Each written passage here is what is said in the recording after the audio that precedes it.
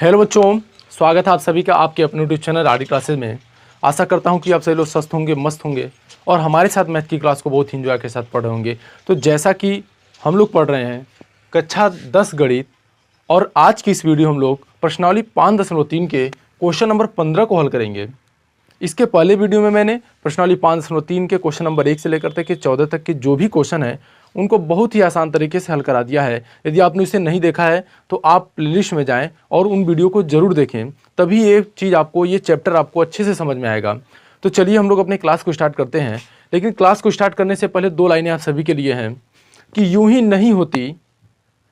नहीं होती हाथ की लकीरों के आगे अंगुलियां, यूं ही नहीं होती हाथ की लकीरों के आगे अंगुलियां, रब ने भी किस्मत से पहले मेहनत लिखी है। तो प्यारे बच्चों, मेहनत कर लीजिए, आपकी किस्मत जैसी भी होगी बन जाएगी। सिर्फ आप किस्मत के सहारे बैठेंगे तो फिर जीवन में आप कभी भी सफल नहीं हो पाएंगे। तो चलिए हम लोग अपने क्लास को स्टार्ट करते हैं। तो हमारा 15 नंबर का जो क्वेश्चन है वो दिया गया है कि निर्माण कार्य से संबंधित किसी ठेके में एक निश्चित तिथि के बाद कार्य को विलंब से पूरा करने के लिए जुर्माना लगाने का प्रावधान इस प्रकार है। ठीक है, यानी कि क्वेश्चन यह कह रहा है कि निर्माण कार्य से संबंधित कोई ठेका है, मतलब कोई ठेका लेता है किसी कार्य को पूरा कराने के लिए।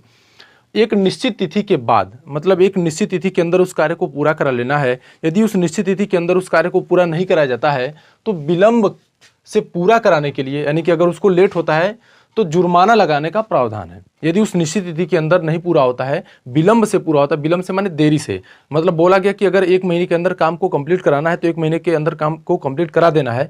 अगर वो 1 महीने से ज़्यादा लेता है, 1 दिन, 2 दिन, 3 दिन, 4 दिन, तो वही हो जाएगा आपका विलंब। तो अगर वो विलंब से पूरा करवाता है तो जुर्माना लगाने का प्रावधान है। पहले दिन के लिए 200, यानी कि अगर 1 दिन का देरी करता है तो 200, पहले दिन के लिए 200 है, दूसरे दिन के लिए 250, तीसरे दिन के लिए 300, मतलब इस तरह से जुर्माना जा रहा है। पहले दिन के लिए 200, दूसरे दिन पे 250, तीसरे दिन पे 300 इत्यादि। अर्थात प्रत्येक उत्तरोत्तर दिन का जुर्माना अपने से ठीक पहले दिन के जुर्माने से 50 अधिक है। यहाँ पे आप देख पा रहे हैं जैसे कि यहाँ पे 200 जो है हमारे पहले दिन का जुर्माना है। ठीक है, यानी कि अगर आपको 30 दिन में काम पूरा करवाना था, 30 दिन में ना करवा के 31 दिन अगर आप लेते हैं तो जितना शुल्क है उसे 200 अधिक आपको जुर्माना देना पड़ेगा। लेकिन अगर आप अगले 32 दिन चले जाते हैं तो 2 दिन का लेट हो गया तो वहां पे आपको 250 रुपये देना होगा। अगर आप 3 दिन लेट करते हैं तो 300 रुपये देना होगा। तो पहले दिन का तो 200 फिक्स है, लेकिन उसके बाद देखिए 250 हुआ है, फिर 300 हुआ है। यानी कि हम ठीक 1 दिन पहले की अगर बात करें तो इन दोनों में 50 का अंतर है, फिर इसमें 50 का अंतर है, यानी कि 50-50 की वृद्धि हो रही। वही चीज़ यहाँ पे कह रहा है कि अर्थात प्रत्येक उत्तरोत्तर दिन जो है का जुर्माना अपने से ठीक पहले दिन के जुर्माने से 50 अधिक है। एक ठेकेदार को जुर्माने के रूप में कितनी राशि अदा करनी पड़ेगी यदि उस कार्य को 30 दिन का विलंब करके देता है। मतलब कोई ठेकेदार है जो कार्य को करवा रहा है, अब उसको कितना जुर्माना देना होगा यदि वो 30 दिन विलंब करता है। ठीक है, तो सबसे पहले हम यहाँ पे एक एपी का निर्माण करते हैं। चलिए तो ये जो एपी होगी हमारी वो कुछ इस तरह से होगी। देखिए पहले दिन का जो जुर्माने की राशि वो क्या है, 200 है। जुर्माने की राशि की सहायता से हम एपी बनाएंगे। पहले दिन के लिए 200 हो गया, फिर दूसरे दिन के लिए 250 हो जाएगा, फिर अगले दिन के लिए 300 हो जाएगा, फिर अगले दिन के 350 हो जाएगा, क्योंकि इसी क्रम में जो है ये आगे की तरफ चलते चला जाएगा। और 30 दिनों तक ये चीज़ जो है आपकी 30 दिनों तक चलेगी, क्योंकि 30 दिन का जो है विलंब वो कर रहा है यहाँ पे। ठीक है, अब यहाँ पे हम सबका मान रख लेते हैं। ये हमारा देखिए इसमें प्रथम पद क्या हो गया, प्रथम पद ए बराबर हो गया 200। फिर उसके बाद हम निकाल देते सार्वंतर, तो सार्वंतर डी बराबर क्या हो जाएगा, 250 माइनस 200, यानी कि 50 सार्वंतर हो गया। 30 दिनों तक जा रहा है, यानी कि पदों की जो संख्या है, पदों की संख्या या दिनों की जो संख्या है वो n बराबर क्या हो गया, 30 हो गया। अब यहाँ पे पूछा गया कि उसको कितना जुर्माना अदा करना होगा, तो इसके लिए हम क्या करेंगे कि इन सब को जोड़ लेंगे, 30 दिनों तक जोड़ लेंगे। तो इसके लिए हम क्या करेंगे कि एपी के n पदों का योग, इसका क्या फार्मूला होता है, ये आपका होता है Sn बराबर n/2 2a plus n minus 1 into D. ये आपका फार्मूला है एपी के n पदों का योग के लिए। ठीक है, तो अब यहाँ पे 30 दिन, ठीक है ना, यदि ठेकेदार कार्य को 30 दिन विलंब से पूरा करता है तो उस पर लगने वाला जुर्माना, तो ये हमारा क्या हो जाएगा, S30 हो जाएगा, क्योंकि 30 दिन के लिए हो रहा है ना, S30 हो जाएगा। यानी कि ये यहाँ पे पदों की जो संख्या होगी क्या होगी, 30 होगी। S30 बराबर हो जाएगा 30/2, 2A है, यानी कि 2 गुणे A का मान क्या है बच्चों, 200 है, तो 200 रख लेंगे हम लोग, प्लस N-1 है, यानी कि 30-1 लिखेंगे। और D का मान यहाँ पे क्या है, देखिए D का मान 50 है, तो यहाँ पे हम लोग 50 लिख लेते हैं। ठीक है, अब इसके बाद हम यहाँ से इसको हल करके जो है निकाल लेते हैं। तो S30 बराबर क्या हो जाएगा, इसको काटेंगे हम लोग तो 15 हो जाएगा ये, और ये 2 और 200 का 2 से गुणा करेंगे तो क्या हो जाएगा, 400 हो जाएगा। इन दोनों का गुणा होगा तो 400 हो जाएगा। 30 में से 1 घटा देते हैं हम लोग, जब 30 में से 1 घटाएंगे हम 29 बचेगा, और गुणे में हम क्या लिख देंगे, 50 लिख देंगे, 29 गुणे 50 हो गया।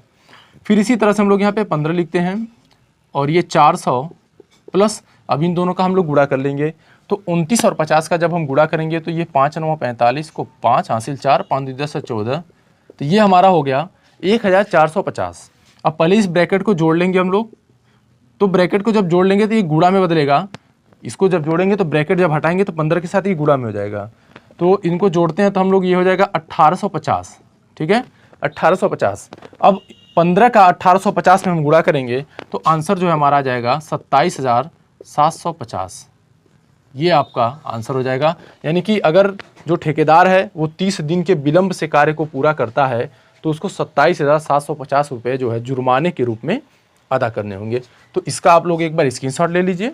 तो आशा करते हैं कि ये क्वेश्चन आपको समझ में आया होगा। यदि क्वेश्चन आपको समझ में आया है तो वीडियो को एक बार लाइक ज़रूर करिए, क्योंकि वीडियो को बनाने में बहुत ही मेहनत लगती है, और साथ ही में अपने मित्रों को भी शेयर करिए, ज़्यादा से ज़्यादा लोग इस वीडियो को देख सकें। और आप हमें कमेंट करके अपना एक बार फीडबैक जरूर दीजिए। और इसके बाद हम लोग बढ़ेंगे अगले क्वेश्चन नंबर 16 की तरफ। तो इसके बाद बच्चों ये हमारा क्वेश्चन नंबर 16 है। क्वेश्चन नंबर 16 दिया गया है कि किसी स्कूल के विद्यार्थियों को उनके समग्र शैक्षिक प्रदर्शन के लिए 7 नगद पुरस्कार देने के लिए रुपये 700 की राशि रखी गई है। यानी कि किसी स्कूल के विद्यार्थियों को जो है नगद पुरस्कार देना है और 700 रुपये इनाम के रूप में रखा गया है, लेकिन उस 700 रुपये इनाम को कुल 7 लोगों को देना है। 7 नगद पुरस्कार देना, कुल 7 लोगों को देना है, यानी 700 रुपये में 7 लोगों को उसी में से बांट करके देना है। अब बांटा कैसे जाना है ये आगे दिया है। यदि प्रत्येक पुरस्कार अपने से ठीक पहले पुरस्कार से 20 कम है, यानी कि जो भी पुरस्कार है वो अपने से ठीक पहले पुरस्कार से 20 रुपया कम होगा। यानी कि अगर पहले वाला मान के चलो, अगर ये एग्जाम्पल के तौर पर लीजिए, अगर पहला व्यक्ति 60 रुपये पाता है तो दूसरे व्यक्ति को 40 ही देना है, 20 कम कर देना, फिर अगले वाले व्यक्ति को 20 देना है। यानी कि हमेशा जो होगा अपने से ठीक पहले का जो पुरस्कार होगा 20 कम होगा, यानी कि जो अगला पाएगा अपने से ठीक पहले वाले से 20 कम पाएगा। तो प्रत्येक पुरस्कार का मान ज्ञात कीजिए, यानी कि प्रत्येक पुरस्कार का मान हमको ज्ञात करना है। सबसे पहले हम यहाँ पे क्या कर लेते हैं कि यहाँ पे लिख लेते हैं कि माना प्रथम जो पुरस्कार है आपका वो X है। प्रथम पुरस्कार X ले लें, चाहे A ले लेते हैं, हम लोग A ले लेते हैं। प्रथम पुरस्कार A है। अब इसकी सहायता से हम लोग एक AP का निर्माण कर लेंगे। जो पुरस्कारों के रूप में एक AP हमारी प्राप्त होगी वही हमारा एक समांतर श्रेणी बन जाएगा, एक AP बन जाएगा। तो जिसका प्रथम पद A हो गया, क्योंकि प्रथम पुरस्कार A है। इसके बाद अगला जो होगा हमारा, क्योंकि हमने बताया है कि जो अगला होगा वो पहले वाले से 20 कम होगा, तो अगर पहला वाला A है तो अगला वाला A माइनस 20 हो जाएगा, 20 कम हो जाएगा। फिर अगर इसके बाद जाएंगे तो A माइनस 20 में से हम लोग 20 और भी कम कर देंगे, तो ये क्या हो जाएगा, A माइनस 40 हो जाएगा। तो ये अगला जो पुरस्कार होगा वो A माइनस 40 होगा। ठीक, ऐसे ही हम लोग करते चले जाएंगे। तो आगे जब हम लोग बढ़ेंगे इसमें से फिर 20 कम करेंगे तो ये A माइनस 60 होगा। फिर और आगे बढ़ेंगे तो A माइनस 80 होगा, फिर A माइनस 100 हो जाएगा, और फिर A माइनस 120 हो जाएगा। यहाँ से ये हमारा AP का निर्माण हो गया। यहाँ पे देखिए कुल 7 जो है आपके पुरस्कार बन गए। पहला A, दूसरा A माइनस 20, तीसरा A माइनस 40, और चौथा A माइनस 60, पाँचवा A माइनस 80, छठवां है A माइनस 100, और सातवां है A माइनस 120। ठीक है, अब हमको क्या करना है कि हम लोगों को प्रत्येक पुरस्कार को ज्ञात करना है। यानी अभी तो ये हमने जो माना है उस रूप में बना है, सबका बताना है कि 700 रुपये में कितना कितना रुपया जो है पुरस्कार के रूप में दिया जाएगा। तो इन सातों का जो योग है ना बच्चों, वो क्या दे दिया है, 700 दिया। देखिए, क्योंकि 700 रुपये में से ही इनको बनाया गया है। 7 पुरस्कारों का जो योग है, 7 पुरस्कारों का योग, वो क्या हो जाएगा हमारा, S7 लिख सकते हैं आप, बराबर में क्या दिया है 700। ठीक है, S7 को हम क्या लिख सकते हैं, क्योंकि देखिए यहाँ पे अंतिम पद दे दिया है, तो हमने अंतिम पद यदि दिया है तो उसके लिए फार्मूला बताया था कि Sn बराबर लिखते हैं n/2 और a + l। ये एक Sn का फार्मूला होता है, Sn बराबर होता है n/2 a + l। इस फार्मूले की सहायता से इसे हम लोग a का मान निकाल सकते हैं, यहाँ से प्रथम पुरस्कार निकाल देंगे। तो जब प्रथम पुरस्कार आप निकाल देंगे तो उसके बाद 20-20 घटाते चले जाएंगे तो 7 पुरस्कार आपको पता चल जाएंगे। ठीक है, तो यहाँ पे 7 पुरस्कारों का योग 700 है, S7। तो ये हमारा फार्मूला होता है, इसको हम ऐसे लिख सकते हैं 7/2, a माने प्रथम पद, तो प्रथम पद क्या है, a दिया है, a ही है, यहाँ पर भी है या वहाँ पर भी है। ठीक है ना, और l को हम लोग अंतिम पद कहते हैं, ये जो l है ना वो अंतिम पद है, अंतिम पद। तो इसका अंतिम पद ये है आपका a - 120 है, तो l के जगह पे हम लोग a - 120 रख देंगे और बराबर में हम क्या लिखेंगे 700। ठीक है, इस 2 को या इस पूरे संख्या को 7/2 का जब हम पक्षांतर करेंगे तो जब उधर जाएगा तो ये क्या हो जाएगा, ये उल्टा हो जाएगा, क्योंकि यहाँ पे गुणे में है, दूसरे तरफ जाएगा भाग में, या भाग को गुणा में बदला जाता है, तो ये उल्टा करके लिखा जाएगा, रिवर्स हो जाएगा। तो पहले तो इसको जोड़ लें, a और a जोड़ लें तो 2a हो जाएगा और -120 हो गया, और 700 गुणे इसको लिखेंगे 2/7, ऐसे लिख लेंगे, ये 7 से कट जाएगा 100 बार में। ठीक है, तो 2a - 120 बराबर क्या बचा हमारे पास, 100 बचा। 120 का जब हम पक्षांतर करेंगे तो 120 अभी माइनस में है, इधर आएगा तो प्लस में हो जाएगा। देखिए पक्षांतर करेंगे, यहाँ माइनस में है, दूसरे साइड जाएगा तो प्लस हो जाएगा। अब इनको जोड़ लेंगे हम लोग, तो 2a बराबर क्या हो जाएगा हमारा, इन दोनों को जोड़ेंगे तो हो जाएगा 320 हो जाएगा। तो यहाँ से a का मान हमको प्राप्त हो जाएगा 320/2, ये 2 का पक्षांतर करेंगे तो बटे में हो गया, और ये कट के क्या हो जाएगा 160। ये हमारा प्रथम पुरस्कार प्राप्त हो गया 160, देखिए a का मान। अब इसकी सहायता से हम लोग 7 पुरस्कार को जो है ज्ञात कर सकते हैं। ठीक है ना, तो ये प्रथम पुरस्कार तो 160 हो गया, दूसरा जो पुरस्कार होगा वो क्या होगा 160 - 20 होगा, तीसरा पुरस्कार जो होगा 160 - 40 होगा, क्योंकि तीसरा a - 40 है, चौथा a - 60 है, तो चौथा वाला 160 - 60 होगा, फिर पांचवा a - 80 है तो 160 - 80 होगा, a का मान यही ना 160 निकला, इसलिए यहाँ पे रखते चले जा रहे हैं। फिर उसके बाद 160 - 100 होगा, और फिर उसके बाद 160 - 120 होगा। अब 160 तो 160 ही रहेगा, ये घटेगा तो 40 हो जाएगा, 160 में से 40 हम घटाएंगे, सॉरी यहाँ पे 140 होगा तो 120 हो जाएगा, 160 में से 140 घटाएंगे तो 160 में से 60 घटाएंगे तो 100 हो जाएगा, 160 में से 80 घटाएंगे तो 80 हो जाएगा, 160 में से 100 घटाएंगे तो हमारे पास कितना बचेगा 60 बचेगा, और 160 में से 120 घटाएंगे जब हम लोग तो हमारे पास बचेगा 40। तो ये हमारे 7 पुरस्कार हो गए, 160, 140, 120, 100, 80, 60 और 40। तो आशा करते हैं ये क्वेश्चन आपको समझ में आया होगा, इसका एक बार स्क्रीनशॉट ले लीजिएगा। और अब हम लोग बढ़ेंगे अपने अगले क्वेश्चन नंबर 17 की तरफ। इसके बाद बच्चों ये आपका क्वेश्चन नंबर 17 है। क्वेश्चन नंबर 17 में दिया गया है कि एक स्कूल के विद्यार्थियों ने वायु प्रदूषण कम करने के लिए स्कूल के अंदर और बाहर पेड़ लगाने के बारे में सोचा। यानी कि किसी स्कूल के विद्यार्थियों ने वायु प्रदूषण को कम करने के लिए स्कूल के अंदर और बाहर पेड़ लगाने के बारे में सोचा। ठीक है, आगे बताएगा कि यह निर्णय लिया गया कि प्रत्येक कक्षा का प्रत्येक अनुभाग अपनी कक्षा की संख्या के बराबर पेड़ लगाएगा, लेकिन वहाँ पे कंडीशन है कि प्रत्येक कक्षा का जो प्रत्येक अनुभाग होगा वो अपनी कक्षा के बराबर ही पेड़ को लगेगा। अनुभाग में सेक्शन हो गया, जैसे मान लीजिए कि अगर क्लास 1 है, किसी का क्लास 1 है तो 1 में मान लेते सेक्शन है, A है, B है, C है, ऐसे ABCD ऐसे करके सेक्शन होता है। तो हर सेक्शन जो है, चाहे वो सेक्शन A हो, चाहे वो सेक्शन B हो, चाहे वो सेक्शन C हो, सभी के सभी एक एक पेड़ ही लगाएंगे। आगे बोला गया है, जैसे मतलब यहाँ पे उदाहरण बताया है कि कक्षा 1 का एक अनुभाग एक पेड़ लगाएगा। जैसा कि अभी हमने बताया कि कक्षा 1 का जो भी अनुभाग होगा वो एक एक पेड़ लगाएगा। अगर कक्षा 2 है तो उसका सभी अनुभाग 2-2 पेड़ लगाएगा, क्योंकि जो पेड़ की संख्या होगी, जो प्रत्येक अनुभाग पेड़ लगाएगा वो अपनी कक्षा के बराबर ही लगाएगा। फिर ऐसे ही कक्षा 3 का जो प्रत्येक अनुभाग है वो 3 पेड़ लगाएगा इत्यादि। और कक्षा 12 तक के लिए चलता रहेगा, मतलब ऐसे ही वहाँ पे 12 तक की कक्षाएं हैं जो आगे चलती रहेंगी। प्रत्येक कक्षा के 3 अनुभाग भी हैं। चलिए, प्रत्येक कक्षा का 3 अनुभाग है। जैसे मान लीजिए कि क्लास 1 है, क्लास 1 के 3 अनुभाग है, यानी कि 3 सेक्शन है, A, B और C। तो A भी एक पेड़ लगाएगा, B भी एक पेड़ लगाएगा और C भी एक पेड़ लगाएगा। तो तीनों मिलाकर के कितना पेड़ लगा देंगे, 3 पेड़ लगा, यानी कि क्लास 1 के द्वारा टोटल 3 पेड़ लगाया जाएगा। अगर ऐसे ही वहाँ पे क्लास 2 है, अगर क्लास 2 है तो क्लास 2 के जो सारे स्टूडेंट होंगे उनके भी 3 सेक्शन होंगे, ए बी और सी, क्योंकि यहाँ पे क्वेश्चन में साफ साफ लिख दिया है कि प्रत्येक अनुभाग मतलब जो भी कक्षा है प्रत्येक कक्षा के 3 अनुभाग हैं। तो यहाँ पे जो ए होगा ना वो 2 पेड़ लगाएगा, क्योंकि जो भी अनुभाग है वो अपनी कक्षा के बराबर पेड़ लगाएगा। तो यहाँ पे आपका देखिए अनुभाग ए जो है कक्षा 2 का, तो यानी कि उसका क्लास तो 2 ही है, भले ही अनुभाग एक ए है। फिर ऐसे ही जो अनुभाग बी होगा उसका भी क्लास 2 है, तो ये भी 2 पेड़ लगाएगा। ऐसे ही जो अनुभाग सी यानी कि जो सेक्शन सी है उसका भी क्लास 2 है, इसलिए वो 2 ही पेड़ लगाएगा। तो टोटल यहाँ पे कितने पेड़ लगेंगे, 6 पेड़ लगेंगे। वैसे ही अगर क्लास 3 है, यहाँ पे क्लास 3 है तो क्लास 3 के जितने भी अनुभाग होंगे 1 2 3 या ए बी सी, अगर हमने ए बी सी लिया है, ए बी सी उसके 3 अनुभाग हैं, तो अनुभाग 1 जो है आपका या अनुभाग ए जो है वो 3 पेड़ लगाएगा, अपनी कक्षा के बराबर ही लगाएगा। ऐसे ही अनुभाग बी अपनी कक्षा के बराबर 3 पेड़ लगाएगा। ऐसी क्लास 3 का जो अनुभाग सी है अपनी कक्षा के बराबर यानी कि 3 पेड़ लगाएगा। ठीक है, तो ये टोटल कितने पेड़ लगा देंगे, 9 पेड़ लगा देंगे। तो इस तरह से 12 तक लेकर के जाना है। तो अगर हम यहाँ पे अगर समांतर श्रेणी का निर्माण करते हैं तो वो कुछ इस प्रकार से आपका हो जाएगा। वो हमारा क्या हो जाएगा, तो यहाँ पे हम लिख सकते हैं कि प्रत्येक कक्षा द्वारा लगाए गए पौधों की संख्या, तो वो कुछ इस तरह से होंगी आपकी।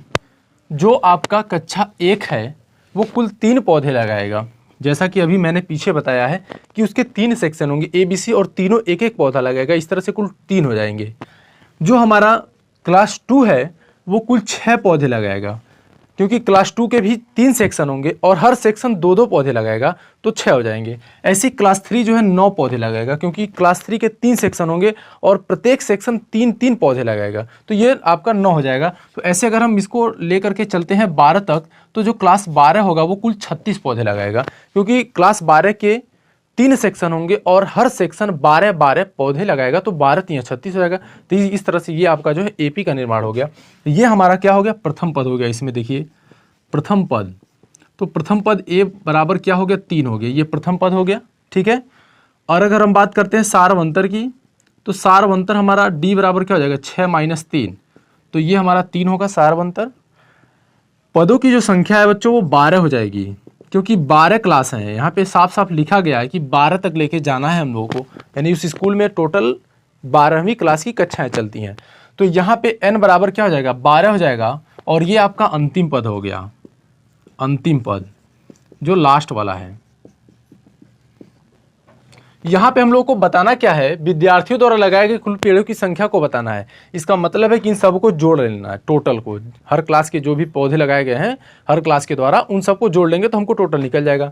तो इसके लिए हमारा फार्मूला क्या होता है, SN बराबर होता है, देखिए यहाँ पे अंतिम वाला पद दे दिया है, तो इसके लिए ये फार्मूला आप लगा सकते हैं n/2 और a + l वाला, ये सूत्र आराम से लगाएंगे, बहुत ही आसान तरीके से ये हल हो जाएगा। ठीक है, तो इस तरह से हम लिख सकते हैं कि विद्यालय में प्रत्येक कक्षा द्वारा लगाए गए पौधों की कुल संख्या,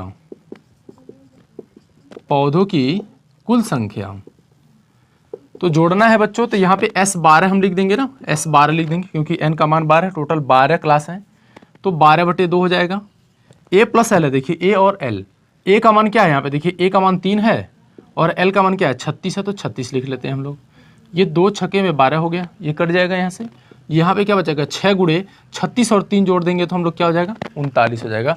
अब 6 का 39 में आप गुणा कर लीजिए, तो 6 का 39 में गुणा करेंगे तो 6 का 9 बार पहाड़ा पड़ेंगे तो 6 × 9 = 54 होता है, हासिल 5 बचेगा, और 6 का 3 बार पहाड़ा पड़ेंगे तो 18 होगा, 18 में 5 जोड़ेंगे तो हमारा 23 आ जाएगा, यानी कि 234 पौधे जो है टोटल इस विद्यालय के द्वारा लगाए जाएंगे।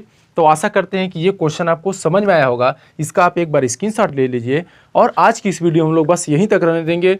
आगे की जो भी क्वेश्चन उसको अगली वीडियो में हल करेंगे। तब तक के लिए यदि आप हमारे चैनल पर नए हैं तो चैनल को एक बार सब्सक्राइब करके बेल आइकन जरूर प्रेस कर लीजिए, ताकि हमारी जो भी वीडियो हो उसका नोटिफिकेशन आप तक तुरंत पहुंच सके। वीडियो को पूरा देखने के लिए आप सभी को बहुत बहुत धन्यवाद।